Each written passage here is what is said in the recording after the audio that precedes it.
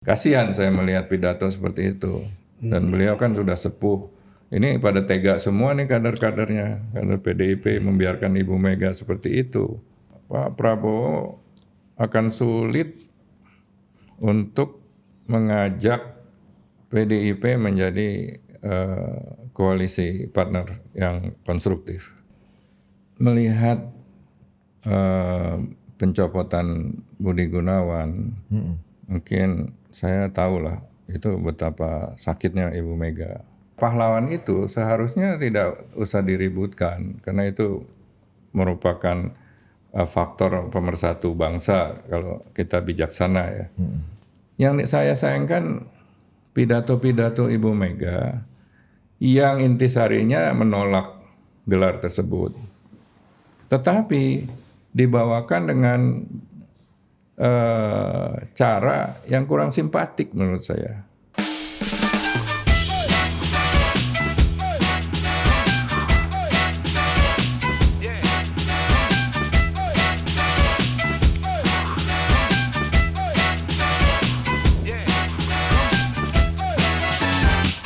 Oke, kita mulai ya. Dan hari ini kita sudah bersama orang yang sudah lama kita nanti-nantikan. Iya, dinanti-nantikan oleh netizen di mana suaranya. Iya, sekarang kita sudah kedatangan Pak Laksamana Soekardi. Iya, yang tidak bintang 4. Laksamana yang bukan bintang 4. Nggak pernah pensiun. Gak pernah pensiun. Tapi baju udah kayak baju Gerindra nih, Pak. Warnanya enggak. Kalau Gerindra kan putih. Ada yang coklat, Pak Prabowo kan pakai bajunya coklat juga kan, ya enggak? Prabowo aja, jadi ikut-ikut Prabowo. Udah gemoy sama. Dulu kan ikut Bu Mega. Tapi kemarin Bu Mega ngomong, kamu jangan loh ya, saya mau diadu-adu sama Mas Bowo, ya kan? Ada yang bilang PDIP di belakang kerusuhan. Ini ada yang mau mengadu-ngadu Bu Mega dengan Pak Prabowo katanya gitu, Pak. Gimana Pak? Komentarnya Pak. Kemarin di pidato Bu Mega yang di Blitar tanggal awal November. Apa yang diadu ya? Saya nggak kasihan juga kalau dia diadu sama Prabowo. Karena memang saya kira beda liganya ya. Nggak mungkin diadu gitu. Jadi yang satu laki-laki, yang satu perempuan. Dan saya lihat pidatonya juga berbeda. Kalau saya lihat sih itu hanya alasan aja mencari narasi mau diadu-adu gitu kan. Yang adu-adu dengan Prabowo saya kira bukan wartawan, tapi yang kalau mau diadu-adu dengan Prabowo yang jelas ya Jokowi. Itu supaya pecah gitu loh. Kalau Mega kan memang sudah frekuensinya udah berbeda gitu loh. Beda liga tadi kalau kata Bapak kan. Jadi pidatonya kasihan juga saya kalau ngelihat Ibu Mega belakangan pidato. Saya buka sosmed, clipping dia terus sekarang yang keluar. Ya, yang marah-marah, yang narasinya Bung Karno terus. Jadi seharusnya beliau memberikan narasi pencapaian beliau selama memimpin reformasi. Jadi kalau narasinya bapaknya terus, jadi who is he gitu loh. Siapa dia gitu loh. Karena dia kan harus independen, keluar dari bayangan Bung Karno, menciptakan suatu ikon keberhasilannya dia sendiri, ya, sehingga tidak dilupakan oleh masyarakat. Akhirnya karismanya juga saya kira mengalami penyusutan dibandingkan waktu mulai gerakan reformasi. Dia kan mendapat julukan pemimpin karismatik, ya, tapi dia dalam reformasi dan ketika memerintah tidak mampu memberikan suatu hasil yang mudah diingat oleh rakyat. Kalau Soekarno kan saya katakan Bung Karno orang langsung proklamator, ya kan? Itu iconic narration. Kalau Pak Harto pembangunan, ya. Nah, reformasi apa? Itu hanya reformasi pemimpinnya baru mulai aja sudah mengalami perpecahan, ya. Sidang umum tahun 99 udah pecah tuh reformasi. Gus Dur, Mega, Poros Tengah, ya kan, udah pecah. Dan akhirnya narasinya mereka memecah belah di antara mereka sendiri tanpa mengurusi pembangunan. Padahal Mega punya prestasi yang lumayan loh. Waktu dia di pemerintah dia bisa menyelesaikan banyak kasus-kasus, ya, kredit-kredit macet di BPPN selesai, di proyek mega proyek, ya, Python Tanjung Jati selesai, utang-utang konglomerat yang non pemerintah keluar juga diselesaikan zaman Ibu Mega. Ya. Nah itu harusnya anak buah beliau membangun narasi yang ke depan bukan ke belakang. Akhirnya dengan kelemahan para reformis seperti ini, rakyat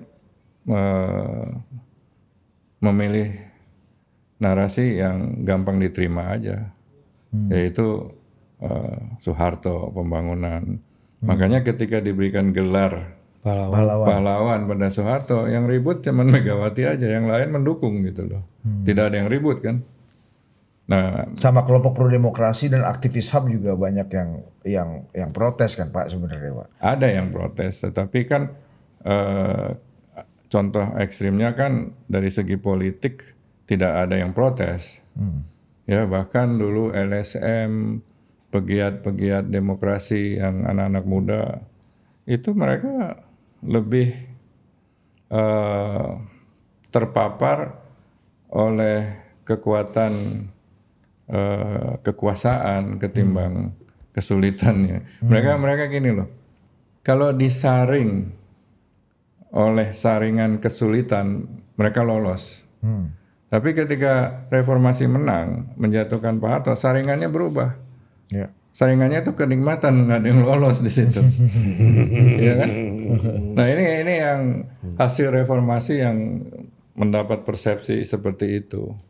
Jadi sudah tercerai-berai sebelum bisa membangun.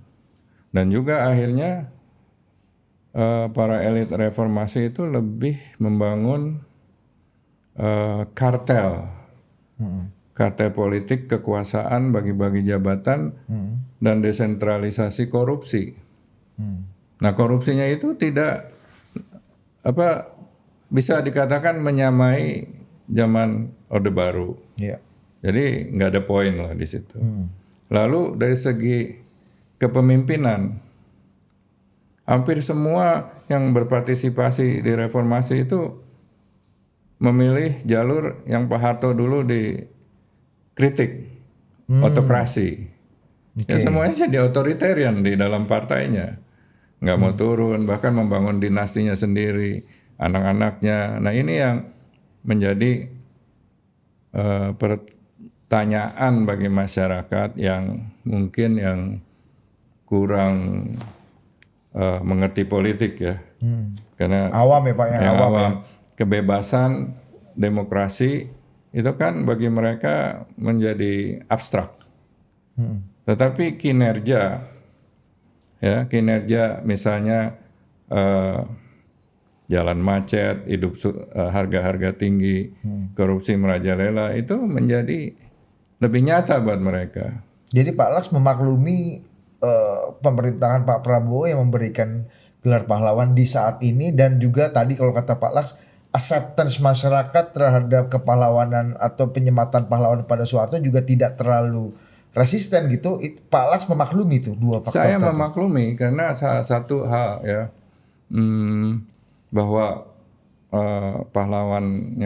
kepahlawanan Pak Harto itu merupakan kejenuhan masyarakat juga terhadap performa kinerja elit reformasi. Ya itu berpengaruh penting. Makanya saya katakan kalau usulan Pak Harto jadi pahlawan diberikan pada tahun 2000, 99 gitu. Nggak mungkin. Ya. Dan itu juga refleksi yang saya lihat ya, kenyataan sekarang dan kenyataan dulu hampir sama. Saya ikut sidang umum tahun 99 ya, di mana terjadi perpecahan poros tengah, Gus Dur dan fraksi ABRI ya, utusan golongan. Itu masih didominasi oleh para politisi yang mendapatkan pengaruh, yang pengaruh Soeharto itu masih kuat. Ya yang namanya kalau jenderal-jenderal bintang kan yang ngasih bintang kan Pak Harto. Ya kan fraksi ABRI. Lalu poros tengah memang tidak suka Megawati. Ya. Gus Dur temannya udah pindah ke poros tengah. ke poros tengah. Lalu utusan daerah, Golkar birokrat. jelas. Kalau Golkar jelas Golkar ya udah jelas. Nggak mungkin ya kan. Golkar udah jelas, masih sama lah, cuman ganti nama waktu itu. Nah pada saat ini sekarang kondisi itu sama. Komposisinya saya kira hampir sama. Dan makanya dengan mudah Pak Prabowo juga tidak mendapat tantangan yang cukup berarti. Dan meskipun Bu Mega bicaranya keras sekali Pak, bicara kalau Bung Karno ya pahlawan betul, saya bisa jamin itu karena di penjaranya bukan di penjara tapi diasingkan atau diisolasi. Soeharto kan enggak gitu-gitu. Nah saya kira apa ini, perlakuan terhadap Bung Karno itu yang menggambarkan gimana ketidaklayakan Soeharto gitu misalnya. Saya lihat di pidatonya narasinya itu kayaknya penuh dengan dendam ya. Penuh dengan dendam karena memang saya juga banyak mengikuti tekanan-tekanan yang diberikan Orde Baru kepada Megawati. Saya sempat ikut juga misalnya penyerbuan kantor Kuda Tuli ya. PDI di Ponorogo.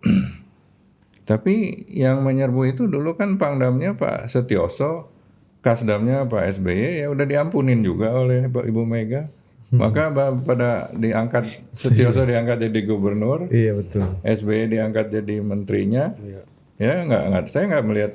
Malah saya tanyakan kok jadi begini Mbak. Ya wis lah katanya. Tapi masalah. Oh sempat ditanya juga Pak Laks. Iya karena mungkin itu lebih pragmatis pada waktu itu tanda kutip ya. Saya nggak tahu. Masalahnya juga gelar pahlawan itu seharusnya tidak usah diributkan karena itu merupakan faktor pemersatu bangsa kalau kita bijaksana ya. Karena pahlawan itu menurut para akademisi seluruh dunia dari riset beberapa macam negara itu merupakan keputusan politik dan bersifat selektif dan episodik. Episodik itu tergantung episode tertentu. Ya, episode di mana pahlawan tersebut heroik lah, beracting sebagai pahlawan. Tapi ada periode mereka juga yang tidak heroik. Bahkan ada periode yang mungkin melanggar hukum melulu. Nah itu pahlawan nasional. Buktinya saya selalu lihat George Washington yang semua orang kenal dianggap pahlawan pendiri negara Amerika Serikat. Padahal dulunya dia memiliki banyak slave. Budak-budak banyak. Jadi slavery dia. Tapi itu tidak dilihat. Nah makanya suatu episode kepahlawanan itu yang perlu dijadikan contoh. Saya kira cukup baik ya. Saya juga banyak ikut mengalami tekanan-tekanan dulu, tapi kita rela karena hal ini bukan masalah-masalah yang sangat prinsip, tapi bukan berarti sejarahnya dihapus semua gitu loh, ya kan? Nah, yang saya sayangkan pidato-pidato Ibu Mega yang intisarinya menolak gelar tersebut. Tetapi dibawakan dengan cara yang kurang simpatik menurut saya. Saya juga sedih nontonnya. Ini pada kemana nih orang-orang PDIP kenapa dibiarin gitu loh. Kayak apa, kayak wild card gitu loh. Kenapa Pak? Menurut Bapak kenapa dibiarin? Nah mungkinnya itu kan kalau saya lihat sangat feodal dan sangat tidak berani mengkritik, memberi masukan. Ya, saya tanya beberapa orang, pendapat Anda gimana pidato? Menakutkan Pak, katanya. Kasihan, padahal dulu dia karismanya begitu tinggi, sekarang udah kurang lah, dia bilang. Tidak, malah udah bukan kurang lagi, sudah Gen Z yang sekarang ngelihat kok aneh ya, ini ada pemimpin kok kayak begini gitu loh. Nah itu Gen Z yang sekarang ya. Kalau saya sih bisa mengerti ya. Bahkan ketika Ibu Mega ketemu Pak Harto juga saya yang menemani itu waktu pengurus PDI yang pertama diterima oleh Pak Harto ya, kita juga ikut. Nah, maksud saya setiap pidato Ibu Mega selalu memberikan narasi ikonik mengenai Bung Karno. Ya, bukan hanya kemampuan dianya sendiri. Ya. Harusnya kemampuan dia sendiri, visinya dia sendiri, dan mencari mempromosikan hasil dan pemikiran dia, bukan pemikiran Bung Karno. Itu is the past lah. Bung Karno nggak hidup lagi, saya bilang, ya kan? Pak Harto juga nggak hidup lagi, mari kita sama-sama lah terima aja, ya kan? Yang penting ke depan tidak ada korupsi lagi, undang-undang politik harus diperbaiki, kesalahan-kesalahan reformasi apa perbaiki, itu akan menarik gitu, menurut saya ya. Jadi seperti itu loh yang. Nah Prabowo sendiri, saya lihat ya, dengan posisi PDIP menjadi seperti ini, sebenarnya ada bagusnya sih. Biar dia jadi oposisi aja sekalian gitu loh. Ya, jangan bilang saya kok cukup jangan diadu-adu dengan Prabowo. Ya diadu lebih bagus, saling mengkoreksi. Diadu lebih bagus. Ya dong, adu dalam hal yang positif gitu loh. Ibu Mega mengkoreksi kebijakan Prabowo secara konstitusional, secara kelembagaan. Kan bisa dong fraksinya di DPR mengatakan keberatan, ya kan? Fraksinya di DPR itu kan sebuah mekanisme yang memang harus ditempuh, bukan pidato-pidato. Boleh dalam pidato politik yang resmi, tapi kayaknya pidatonya juga out of script gitu loh. Tidak ada yang memberikan script lagi terhadap pidato Mega. Nah saya kira Mega perlu memanggil orang-orang teman-teman dia dulu seperti Eros Jarot untuk memberikan booster performance kinerja image dan citranya. Dulu Eros tuh yang bikin memoles citranya Mbak Mega sehingga hampir dikatakan orang nggak tahu, aspiratif banget ini ibu, ya kan? Kalau sekarang kan kayaknya kalau bukan anak Bung Karno ya bukan siapa-siapa dia. Dia harus menjadi dirinya sendiri, bukan menjadi bayangan Bung Karno. Rakyat tidak melihat Bung Karno sebagai harus hidup lagi gitu loh. Memang belajar dari pengalaman semangat Bung Karno benar, tetapi rakyat mau melihat bukti nyata dari siapa Megawati gitu loh. Ya dulu memang benar dia yang berani, tapi kan seperti saya katakan episodik juga gitu loh. Makanya kalau mau memberikan penghargaan pada pahlawan itu pada episode tertentu dia menjadi pahlawan. Bu Mega untuk di masa reformasi layak dianggap pahlawan ya Pak ya. Betul. Dalam periode itu, tapi periode sekarang. Ya itu karena ketika perjuangan Pak Harto maksud lu kan? Kepahlawanan nasional itu bukan biografi total gitu loh Pak. Ya bukan berarti mentolerir kehidupan moralnya semua baik, nggak ada, itu manusia semua, cuma malaikat aja yang tidak ada kesalahan. Ini bukan cari nabi Pak ya. Jadi terima aja demi persatuan dan semua orang juga setuju kok. Ya, bukan kita mentolerir anti pelanggaran HAM dan lain sebagainya. Bahkan Nelson Mandela aja ya menjadi pahlawan karena dia berani melawan apartheid di South Afrika. Tetapi sebelumnya dia juga kan militan kan, anggota yang militan yang ribut terus. Ekstremis lah ibaratnya. Ekstremis. Tapi orang tidak melihat itunya karena episode dia melawan apartheid itu menjadi pahlawan. Aung San Suu Kyi juga pada saat-saat tertentu. Tetapi belakangan kan dengan perkembangan politik dia sangat ambivalen juga. Ya, jadi Pak Harto ya diterima aja yang pada episode tersebut gitu loh. Tapi kan kita juga sejarah tetap sejarah, ya kan.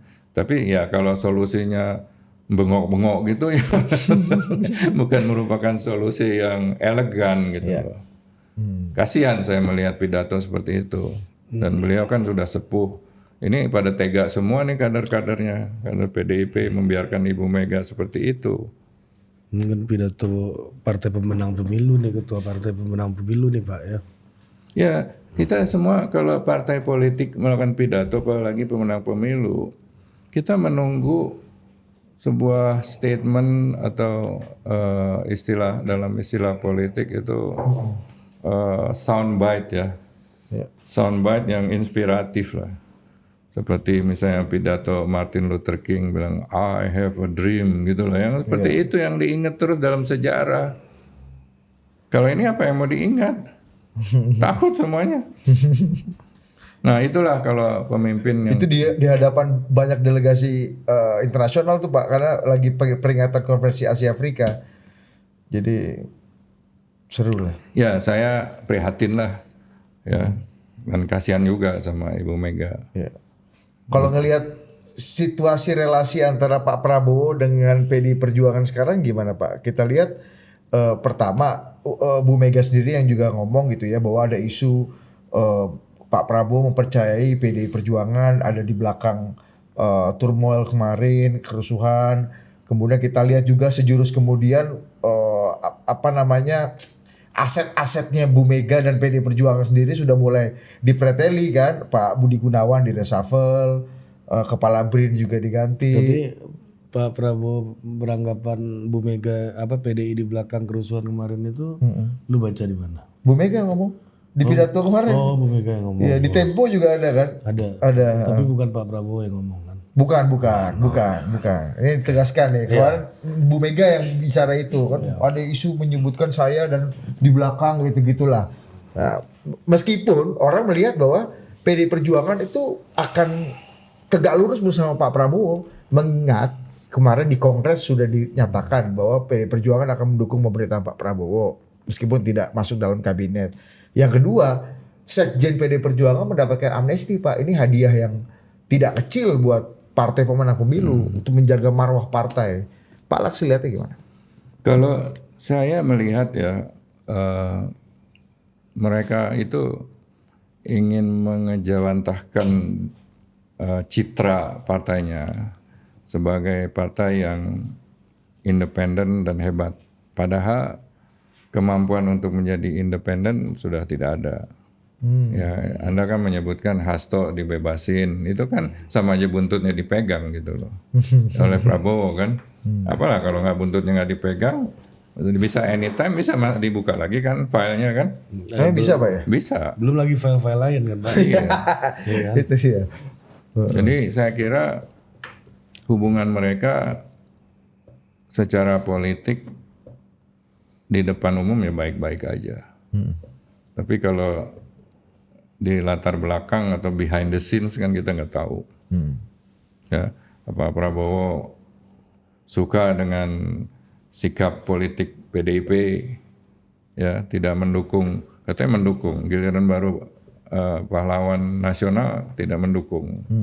Ya malah tidak langsung sih mengkritik Pak Prabowo, tapi kayak main biliar gitu loh, tektok gitu, ngelempar dengan cara-cara pidato yang menurut saya lebih cenderung seperti stand up comedy gitu loh. Ya, lucu-lucuan, orang kan pada ketawa jadinya. Benar nggak? Ketawa nggak waktu nonton itu kan?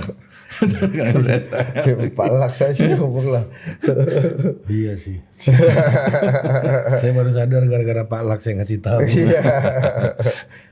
Ya, saya pikir ya kalau hubungan mereka secara kekeluargaan ya, dulu sejarah misalnya ya, Pak Sumitro juga kan diuber-uber oleh Pak Bung Karno dulu sampai lari, sampai susah dia lari. Itu hubungan sejarah ya. Dan Prabowo exile itu ya masanya Bung Karno dulu kan Pak ya? Betul, masih kecil-kecil itu mereka. Saya nggak tahu apa yang terjadi gitu loh. Karena dengar sini, dengar kanan kan, kalau kita omongin kita nggak ada buktinya kan. Tapi itu hubungan sejarah. Nah, hubungan politik Pak Prabowo juga pernah menjadi calon cawapresnya Bu Mega. Kalah, mungkin ada perjanjian batu tulis yang seharusnya giliran gitu kan, tapi nggak jadi giliran juga. Ya, saya melihat Pak Prabowo akan sulit untuk mengajak PDIP menjadi koalisi partner yang konstruktif. Kenapa Pak? Ya lihat aja pidatonya nggak kondusif gitu, ketua umumnya. Harusnya kondusif dong. Ya walaupun secara waktu Kongres mendukung Ya. pemerintahan Prabowo, tapi harus dibuktikan dukungannya gitu loh. Amnesti kepada Sekjen PDI Perjuangan kan itu langkah politik yang nggak kecil Pak. Maksudku itu kan kosnya nggak kecil Pak. Itu hak politik yang dieksersis oleh presiden yang bukan sekedar milih orang itu, tapi memberikan pardon Pak atas kesalahan hukum gitu. Ya, apakah ini nggak bisa jadi garansi juga Pak untuk PDI? Ya itu baru showcase aja kan. Showcase dikasih amnesti. Nurut nggak gitu loh. Dan Bapak kan pernah bilang kan bahwa yang ada di pikirannya Bu Mega itu salah satunya adalah dalam transaksi, dan kita kemudian kita cek Pak, apa yang Bapak omongin sebelum kejadian tuh benar. Pasti yang diminta oleh Bu Mega adalah Hasto. Budi Gunawan. Budi Gunawan. Ya. Nah untuk jadi menteri ada dua tuh, satu lagi apa? Satu Budi Gunawan jadi menteri, satu lagi bukan tetap ketua DPR ya Pak? Betul. Ya kan? Nah dan apa namanya, waktu kita dapat informasi ya di Kartanegara waktu Mas Pramono Anung datang ke situ, memang yang salah satu yang diminta adalah Budi Gunawan jadi kepala BIN lagi, dan Mas Pram balik. Habis itu karena ditolak kepala BIN dikasihnya Menko Polhukam, habis itu ngomong ke Bu Mega balik, habis itu ke Kartanegara lagi dan mengiyakan gitu. Jadilah Menko Polhukam. Jadilah Menko Polhukam. Nah sekarang kan udah enggak Pak. Ini juga bagian dari ini juga nggak, panasnya hati ini di Tengku Umar gitu. Kalau melihat pencopotan Budi Gunawan, mungkin saya tahulah itu betapa sakitnya Ibu Mega. Ya, walaupun orang-orang PDI mengatakan Budi Gunawan bukan kader PDI. Ya, saya dari dulu saya lihat kalau rapat-rapat PDIP selalu ikut kok dia dan diajak, dan dia merupakan favorit dari Ibu Mega. Pokoknya yang lain nggak usah asal Budi Gunawan gitu loh. Nah lalu juga Puan Maharani supaya undang-undang MD3 jangan dirubah lah, biar dia jadi tetap jadi ketua DPR RI, walaupun saya dengar-dengar banyak yang mau mulai merubah-rubah gitu loh, berupaya untuk merubah. Nah dua itu kenyataannya terakhir kinerjanya Pak Budi Gunawan kan dia selama ada kerusuhan dia muted kan. Ya kayak kalau handphone kita mau podcast harus muted. Iya. Jadi, atau airplane mode. Ya, pada waktu itu BG ya airplane mode. Nah, dalam situasi genting begitu saya dengar BG juga sedang sakit, tidak sehat. Jadi judgement Pak Prabowo untuk mengganti saya kira berdasarkan kebutuhan lah, ya, dan kondisinya Pak Budi Gunawan.